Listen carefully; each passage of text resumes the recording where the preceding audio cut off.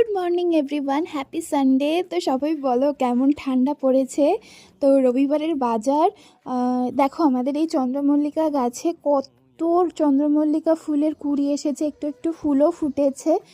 আর বাবা না এই টবটায় 2 ধরনের চন্দ্রমল্লিকা ফুল রেখেছে। আর দেখো ঠান্ডায় তো আমি প্রায় জমেই গেছি। এই ব্ল্যাঙ্কেটগুলো রোদে দেওয়াই হচ্ছে না, 2 দিন ধরে তো রোদই ওঠেনি। সেদিনকে যে লিপ বামটা কিনেছিলাম সেটাই একটু অ্যাপ্লাই করলাম।